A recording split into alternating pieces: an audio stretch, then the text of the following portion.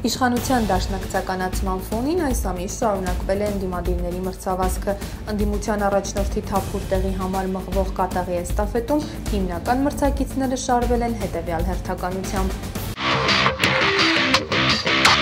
Գևորգ Սաֆարյան ակնհայտորեն նա չի կարող եւ չի էլ հավակնում լինել ընդդիմության առաջնորդ, բայց այդ աթոռնի ղեկավար Սեֆիրյանին հանձնելու համար դարձել է ամենահիշվող ընդդիմադիր բանտարկյալն ու հալածյալ ընդդիմության խորհրդանիշը։ Նրան գրավով չազատելու որոշումը ձվերով նախշեց դատարանի շենքը։ Ժիրայր Սեֆիրյանը խոստացավ, որ իշխանությունը ստիպված է լինելու նրան ազատ արձակել, իսկ նրա կողմնակիցներն ուղևորվեցին դեպի ԵՄ դեսպանություն իրենց առաջնորդի խոստումն իրականացնելու նպատակով։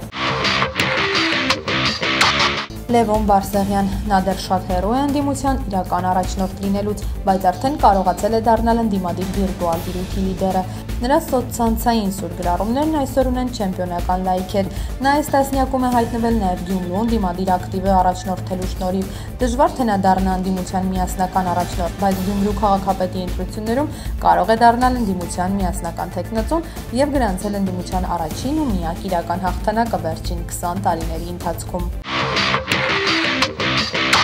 Էդմոն Մարուկյան, այս ամիս հուզիչ էր ու շատ դրական նրա ջենտլմենական քայլը, երբ Վանաձորյան Դոն Քիշոտը Զարուհի Փոստանջանին առաջարկեց որպես օմբուդսմենի հաստատ չանցնող թեկնածու, այնուհետև լողացավ ռադիկալ ընդդիմության եւ հանրային ուշադրության շողերում։ Յուր լուսավոր առաջնորդի անվերջ հարցազրույցների ֆոնին եւ ԵՄ դեսպանի հաճախոսությունների շնորհիվ որոշակիորեն վեր խոյացավ լուսավորների դեռևս անհայտ թիմը, որի առանձին անդամներ ցավոք փչացրին ընդհանուր դրական մթնոլորտը իրենց անհամ ու տափակ գրառումներով։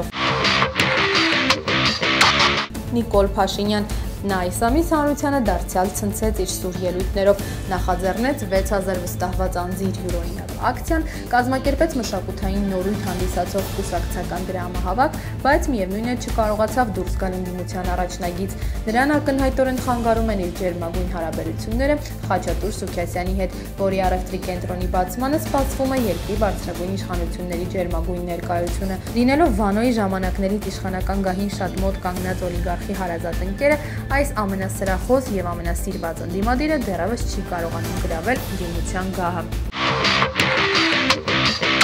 Վարդան Օսկանյան, մեր բակը ֆիլմի հայտնի հերոսին խնդրում էին դե ասա մկո, ամենաինտելեկտուալ եւ փորձառու քաղաքական գործչին նույն տոնայնությամբ խնդրում են դե բացիր կուսակցությունդ Վարդան։ Իր սիվիլնեթի սուր նյութերով եւ իր ընդհատակի աշխատանքով նա արդեն իսկ բավական լարում է առաջացրել իշխանության համար։ Ընդդիմադիր դաշտի համընդհանուր գորշության, կասկածամտության ու թուլության ֆոնին նա շարունակում է մնալ ընդդիմադիր առաջնորդի ամենահավանական ու խոստումնալից հավակնորդներից մեկը, նույնիսկ առանց կուսակցության։ Չնայած դրան, առանց համապատասխան զարգացումների այդպես երկար շարունակվել չի կարող։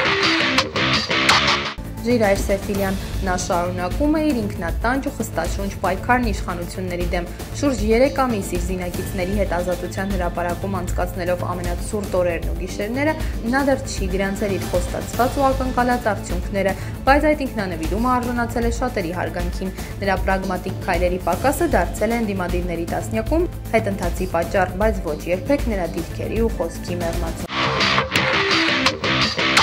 Զարուհի Փոստանջան, նա հաճույքով մտավ ու պարտվեց օմբուդսմենի ընտրական գործընթացում, քանի որ փոխնախարար Թաթոյանին դիֆերանտներ ձոնեց նույնիսկ Փոստանջանի հարազատ ընկերուհին Լարիսա Ալավերդյանը։ Իր մասնակցությունը նա համեմատեց լակմուսի հետ, որը ցույց տվեց, թե ովքեր են Գագիկ Ջանգիրյանն ու Արծվիկ Մինասյանը, ում շնորհիվ տապալվեց Փոստանջանի թեկնածությունը։ ԱԱՑ-ի պետի նշանակումը դատարանում վիճարկելն այս ամսվա նրա մյուս աննպատակ ու անարդյունք քայլն էր։ Նրա խիզախությունն անհերքելի է, սակայն նրա քայլերի արդյունավետությունն ու օգտակարությունը շատ վիճելի են։ Ընդդիմադիրների մրցապայքարում այդ աննպատակ խիզախությունն այսօր նրան դարձրել է ընդամենը 4-րդը։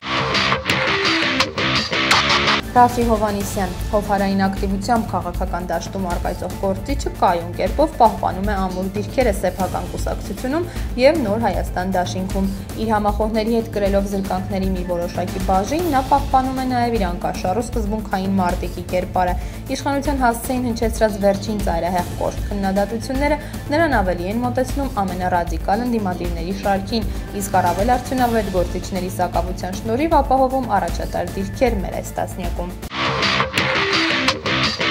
Լևոն Տեր-Պետրոսյան, նա ԱՄՆ-ից Հայաստան վերադարձավ բուժված, թարմացած ու եւս 20 տարի ապրելու, արարելու եւ գործելու բժշկի թղթով։ Նրա թեկուզ կարճատև բացակայությունը, ինչպես նաեւ քաղաքական կյանքից հեռանալու նույնիսկ աննշան կասկածը եւս մեկ անգամ բոլորին հիշեցրեց, թե նա ինչ հսկայական դերակատարում ունի ՀԱԿ-ի պահպանման ու գոյատևման, ինչպես նաեւ իշխանությունների կյանքը բարդացնելու ու նրանց նյարդերը քայքայելու գործում։ Ի տարբերություն Ռաֆիի, նա իր ճիշտ ընտրված երկրորդին դարձրել է առաջին եւ այդ իսկ պատճառով արդեն այսօր հաղթել է բոլոր մյուս տարեց կամ ժամանակավրեպ կուսակցապետերին։ Լևոն Զուրաբյան, այսօր նրա աստղն իսկապես ամենապայծառն է շողում թե սեփական կուսակցությունում եւ թե հայոց ընդդիմադիր երկնակամարում։ Ավագ Լևոնն այնպես է պատրաստել իր երիտասարդ անվանակից թիմակցին, որ վերջինս կարողանում է հանդես գալ որպես ակտիվ, պրագմատիկ, արդյունավետ առաջնորդ։ Զուրաբյանի գրագետ աշխատանքը սահմանադրական հանրաքվեին, ինչպես նաև ընտրական օրենսգրքի շուրջ ընդդիմադիր համագործակցության նրա վերջին առաջարկը եւս մեկ անգամ ապացուցում են, որ այսօր ՀԱԿ-ն իր երկու սերնդի Լևոններով ընդդիմության առաջատարն է եւ ամենաիսկական ու արդյունավետ ընդդիմադիրը բոլոր ընդդիմադիրների շարքում։ Ընդդիմադիր տասնյակի շուրջ պտտվեցին, բայց այնտեղ արդարացիորեն տեղ չգտան Գագիկ Ջանգիրյանը, ձեռքը չգնաց կողմ քվեարկել մատաղիսի գործով իրեն այդքան սևացրած Զարուհու օգտին, Նաիրա Զոհրաբյանը դեռ բացառապես հայհոյում է Ստրասբուրգում հանդիպող թուրքացած հայերին, Տիգրան Ուրիխանյանը միայն Facebook-ում լայքեր հավաքելով ու կիսասուր ելույթներով տասնյակ չես մտնի, Ռոբիկ Հակոբյանը, նա բազմել է իշխանության պահեստայինների նստարանին Թևան Պողոսյանի, Ալեքսանդր Արզումանյանի, Լյուդմիլա Սարգսյանի ու շատ այլոց կողքին, Ստեփան Դեմիրճյանը շատ ազնիվ ու արդար մարդ է, բայց շատ է պասիվացել։